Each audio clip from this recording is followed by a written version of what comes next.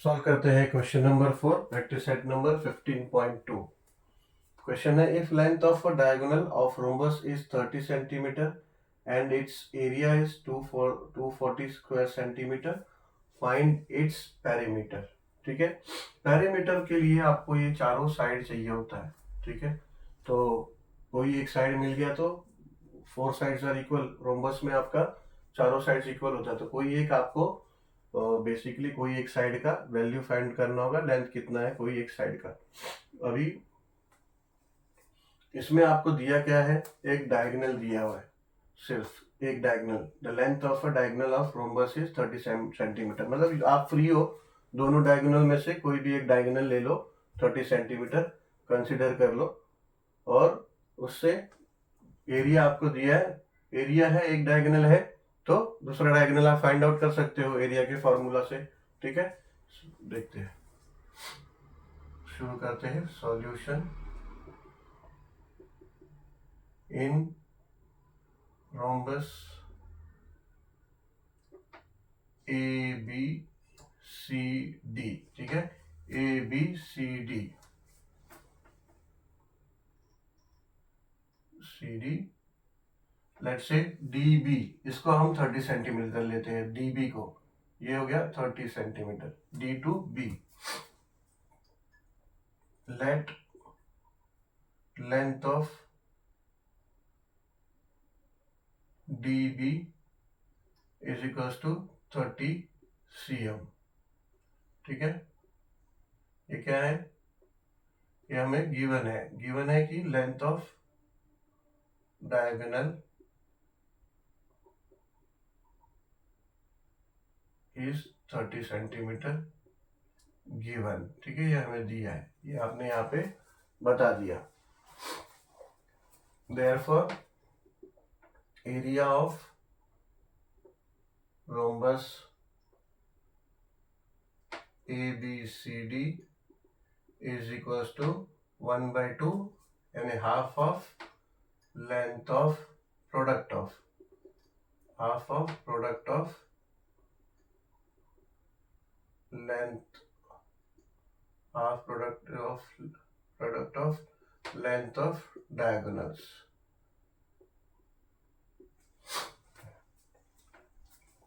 तो therefore ये क्या हो जाएगा, equals to half into diagonal एक लिया है जो आपको पता है, बी डी,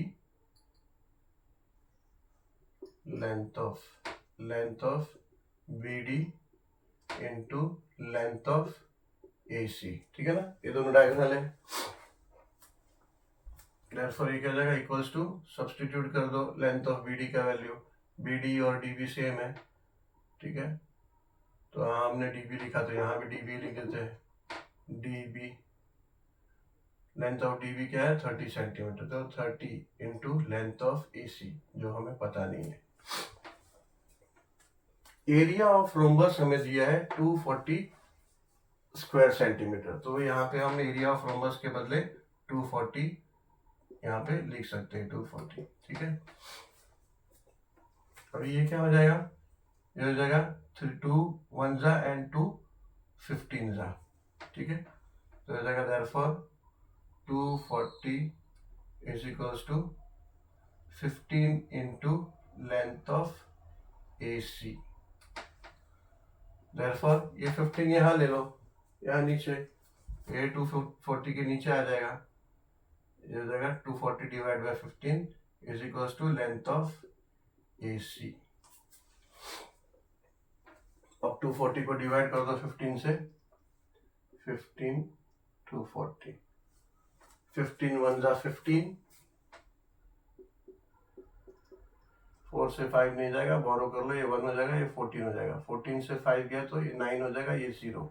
ठीक है, अब 9 15 से नहीं जाएगा, ये 0 नीचे लेके आ जाओ, 0 आ गया।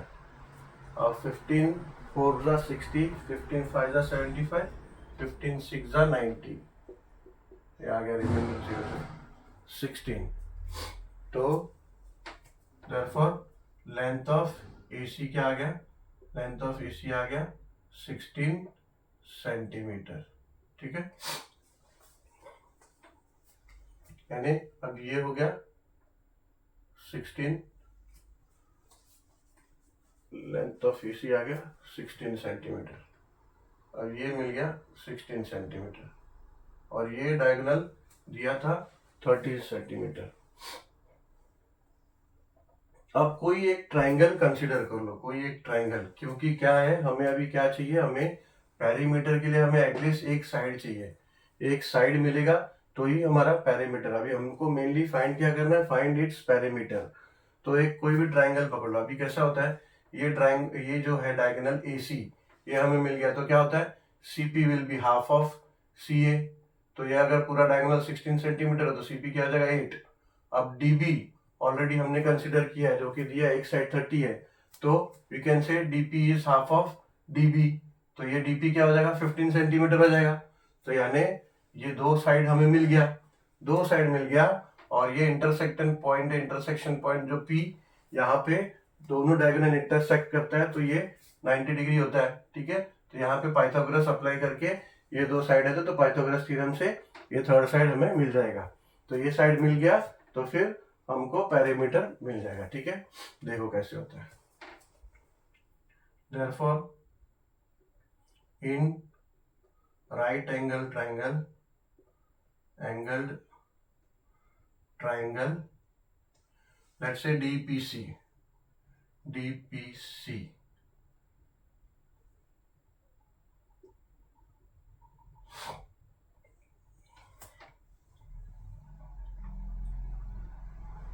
length of DP is equals to half of length of DB.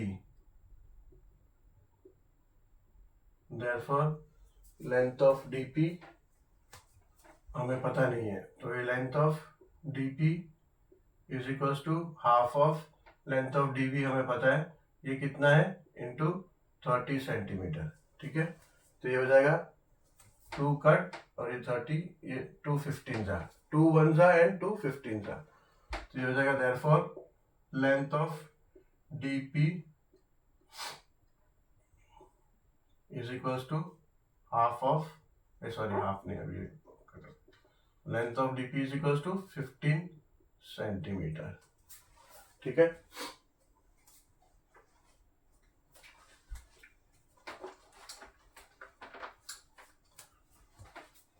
तो इसके आगे का यहां कर लेते हैं।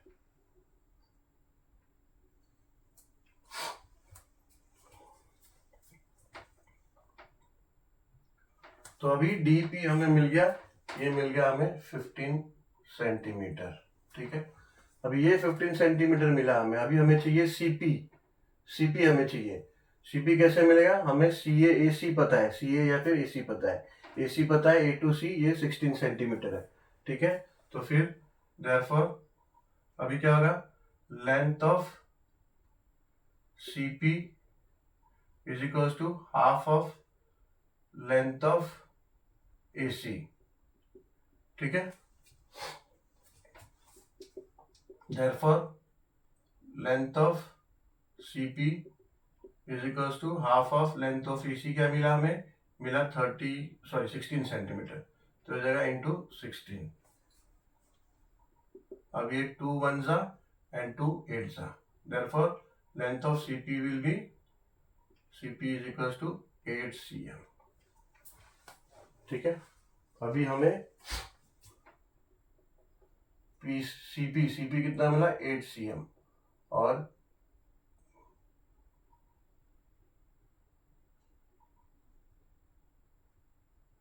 ठीक है ऐसा एरो कर दिया है, यानी यहां तक ही है और ये यहां तक। अभी हमें CP मिल गया है और DP मिल गया है, और हमें चाहिए CD या फिर DC। अगर ये मिल जाता है हमें तो एक साइड मिल गया तो हमें पेरीमीटर मिल जाएगा। तो फिर इसमें ऐसा बोल सकते हैं, in right angle triangle, right angle है ना, ये 90 डिग्री है, तो राइट एंगल ट्राइंगल DPC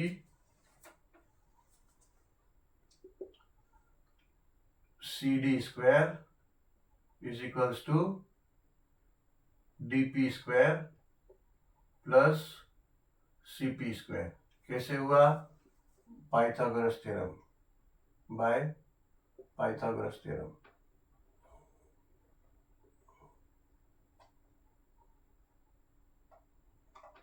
ठीक है, पाइथागोरस के थ्योरम क्या बोलता है, साइड अपोजिट टू 90 डिग्री यानी हाइपोसाइड, हाइपोटेनियस साइड, तो square of hypotenuse side is equals to sum of square of other two sides. ठीक है, therefore as per Pythagoras theorem या फिर बाय पाइथागोरस थ्योरम या एज पर पाइथागोरस थ्योरम। अभी C D square तो हमें पता नहीं, तो ये लिख देते हैं सी डी स्क्वायर।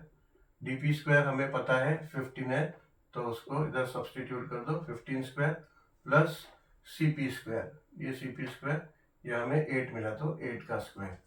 ठीक है, 15 का स्क्वायर मैंने आपको बोला आसान है, अगर कोई एंड में 5 है तो उसका स्क्वायर निकालना है तो आसान है।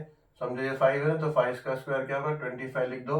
1 के बाद का नंबर क्या है 2, तो 1 2 सा क्या हो जाएगा 2, तो ये 225। ठीक है, आप 15 को मल्टीप्लाई करोगे 15 से तो भी 225 आएगा। तो यहाँ हम लोग सिंपली लिख सकते हैं C D square is equal to 225 plus 8 square, 8 square होता है 64, 8 इंटू 8 मल्टीप्लाई करोगे तो 64 होता है, 8 8 जा 64। अब 225 plus 64, therefore C D square is equal to, C हो गया 9, हो गया 8, 268 हो गया 28। आई थिंक 17 का स्क्वायर होता है 289, 17 इंटू 17, 7 7 जा 49 एंड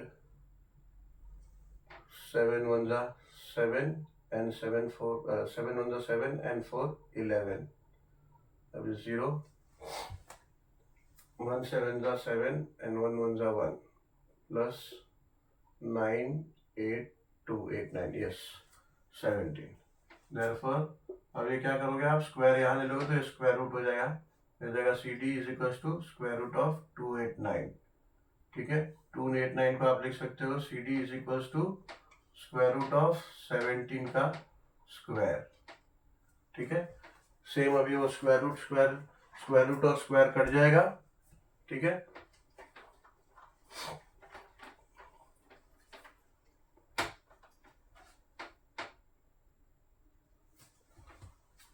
अब क्या होगा, ये स्क्वायर रूट और ये स्क्वायर कट देगा तो ये आपको मिल जाएगा, therefore C D is equals to 17 centimetre.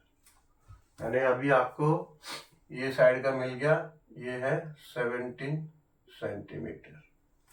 ठीक है, अब आसान हो गया, पेरीमीटर के लिए हमें कोई भी एक साइड चाहिए था, बिकॉज रोम्बस का ऑल साइड्स आर इक्वल, तो एक साइड मिला तो भी सब हो जाता है। Therefore as all sides lengths are equal in rhombus, therefore perimeter is equals to perimeter of rhombus is equals to 4 into 17 centimetre. ठीक है, ऐसा आप लिख सकते हो ना, बिकॉज चारों साइड इक्वल है तो 4 मल्टीप्लाई बाय 17 होगा पेरीमीटर, तो ये हो जाएगा इक्वल्स टू 17 2 सा